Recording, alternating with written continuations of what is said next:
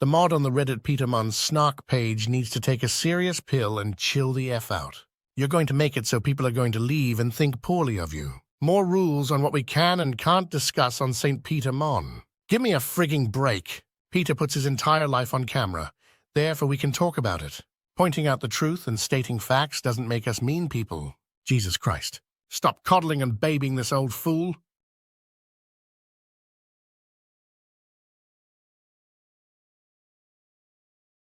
Mom, it's all right. Everything's going to be all right, Mom. Your baby's coming to get you. You just sit there, relax, take it easy. Coming to get you, Mom. Everything's going to be all right. Mommy, you have nothing to worry about. Your baby's coming to save you, Mama. Mama! What did you do to my mama? I get anxious about Mama. Russell, wait a minute. You're getting me. Boy, are you bugging me, man. I'm gonna nail. Ooh, I'm getting bugged now. Whoa, man. Mama! Wait a minute. There's not enough room, man. You're bugging me. What are you talking about, bugging? Cut out. What is this cutout talk? Out, baby, out. Don't call me baby. Quit arguing. What do you have? Mama!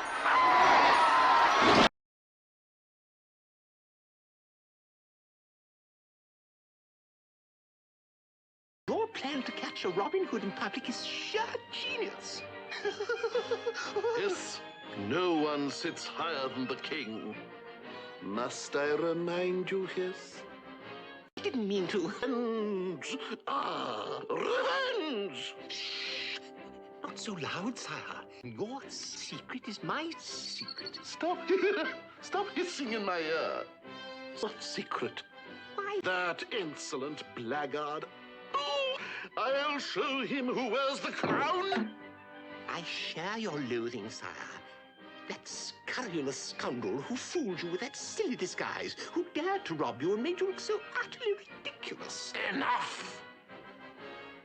Hiss, you deliberately dodged. But, sire, please. Stop sniveling and hold still. Thank you, sire. Hey, old Rob's not a bad actor. But wait till he sees the scene I lay on Prince John. Ah, Mila. My esteemed royal sovereign of the realm. The head man himself. You're beautiful. He has style, Hiss. Du Savoy fair, il y a, n'est-ce pas? Is. You took the words right out of my mouth, PJ. PJ, I like that. You know I do. Hiss, put it on my luggage. PJ. PJ, yes. And you? Who might you be, sir? I am Sir Reginald, Duke of Chutney. And don't stick your tongue out at me, kid. And now, Your Mightiness, allow me to lay some protocol on you. No, forgive me, but I lose more jewels that way than... Please sit down. Thanks, PJ. Couldn't get a better seat than this, could you? The Royal Bogs. Oh, hey, wait, what's... excuse me, Buster. Buster? You, sir, have taken my seat. Hiss with you around. Who needs a court jester? These are all taken from the petermonn snark Reddit page this past week. More people are waking up, something from his past that hasn't been exposed yet. He's going to piss the wrong person off one day, and the shit will hit the fan and end him. He's also vindictive and extremely jealous, which could lead to a lot of stress. And you're right, the only stalker in this entire circle is him. I figured TikTok would bring the end of YT, and those who didn't make the short-form content transition would perish in obscurity. However, it seems that there is a coexistence. Peter seems to be a cockroach of sorts, Honestly, I think his refusal to adapt might be it. Even Trisha Paytas decided to change content to podcasting. He's too stubborn to stop discussing the same people, and his other channels are yawn fests, something from his past that hasn't been exposed yet. He's going to piss the wrong person off one day, and the shit will hit the fan and end him. This clown has gotten away with more than most. What do you think will be the final straw for his YouTube career? If he's stupid enough to interview Christie's mother-in-law, he's going to poke another bear. And we all know what happened the last time. He's a full-on bully and a harasser and stalker. Seriously, Peter STFU?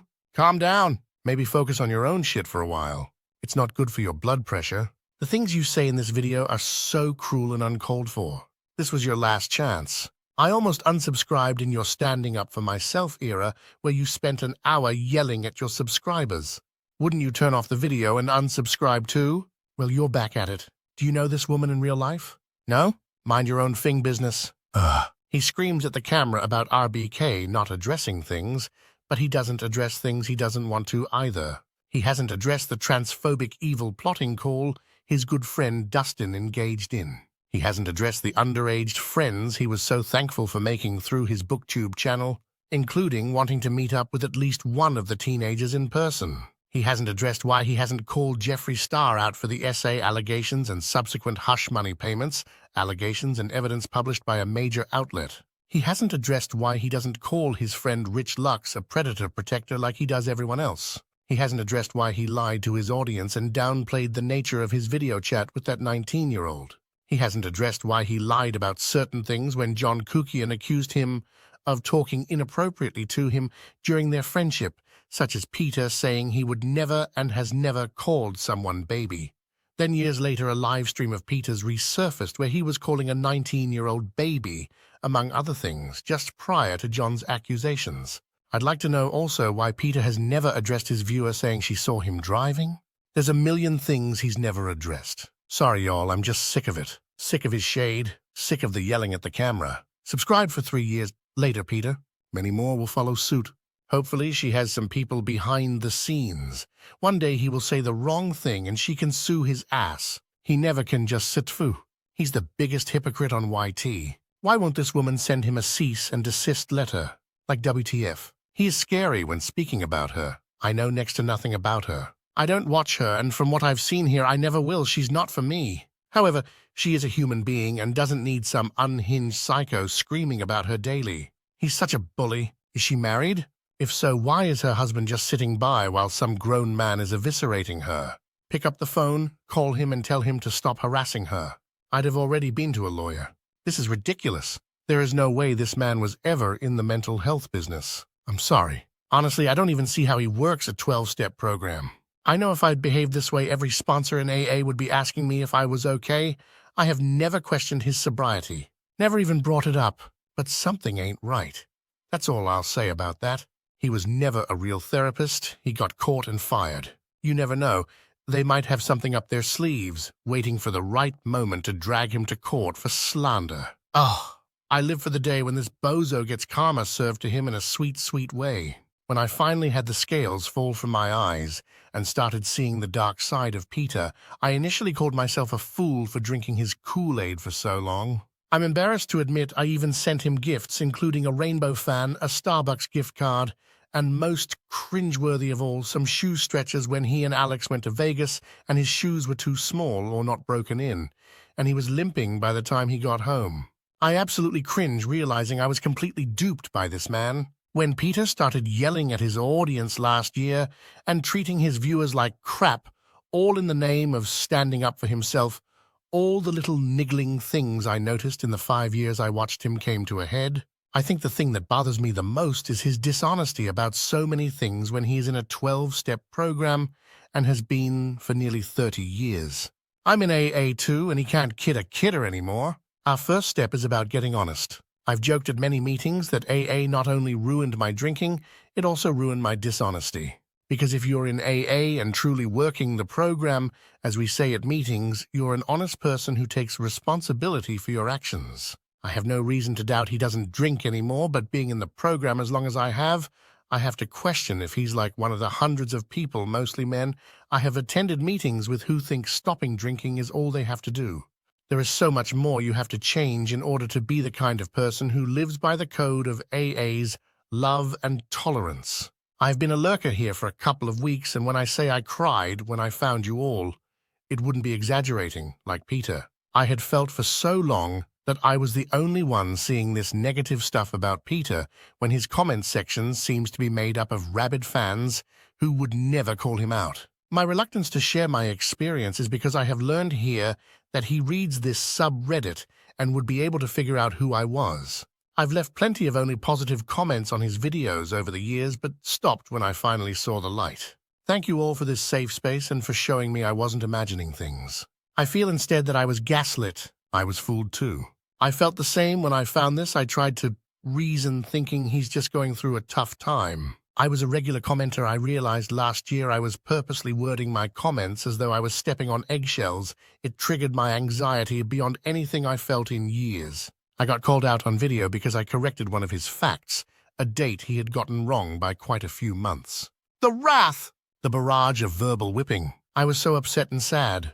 I unsubscribed, but I often think if his personality changed so drastically in his everyday life, wouldn't his friends and family be concerned? It can be a medication, or from a head injury. I'm glad I finally stopped making excuses for a disordered human and found where other people have come with the same moment. You see, it's not one person talking to their self back and forth. It's over 600 that saw the light. I was right there with you. Watched him since the J-Star KVD drama. My whole family knew he was. I watched every video and even listened while we were driving. Put him on to fall asleep. I made excuses for things that bugged me and was right there with the vloggerinos. Every lie and exaggeration I would catch him in, I'd make up an excuse. When the vloggerinos came up with the crane idea to gift Peter, it was the first time I didn't make excuses for him. I watched Ko put hours into that piece. You could see the stress and anxiety he put himself through to get every piece of it perfect. It wasn't just the time and energy, but the money the vloggerinos all pitched in to make that happen. Anyway, it took him months to even mention it after he received it. After everyone continually asking him about it, he finally makes a video and then never mentions it again. He doesn't have it displayed or anything. It completely rubbed me the wrong way. The standing up for himself era finally did it for me. Telling us we can get Funamed and we could leave if we didn't like it pissed me off. Then him saying that's the realest version of himself he's ever shown on YT. A few weeks later apologizes, and the next day thanking the people who got him and basically saying the rest of us had no sense of humor and were boring turds. He tried to say he said FNAMMK yourself as a joke, that he and Tanya always talked like that, and it was just like he was talking to a girlfriend. Like we didn't watch him screaming with steam pouring out of his ears when he said it. Just complete lies. I unsubscribed and never looked back. Thanks for bringing up Ko. I was gobsmacked when I saw what he'd created for Peter. I hadn't realized it was somewhat of a group effort, having had support for the vloggerinos, which makes it an even bigger deal. I would be so touched, so honored to receive such a gift.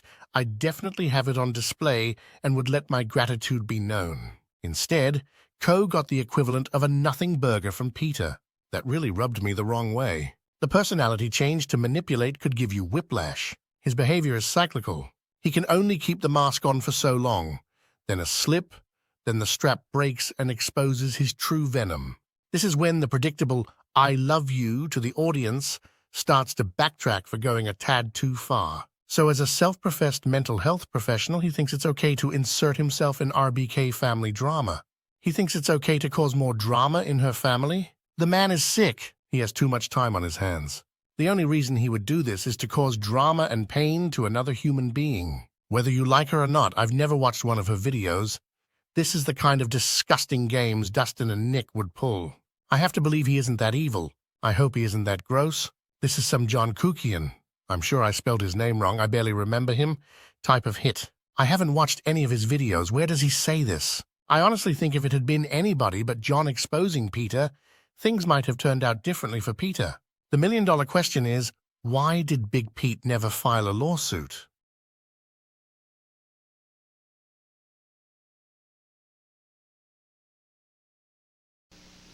Hey, what's the big attraction? I don't know, but everybody's dying to get in. And once they're in, they're dead. Because new Raid roach traps have all this adhesive for total trapping power to kill tough roaches dead. Raid attracts them, then traps them, so you can just throw them away. Come on, what do we got to lose?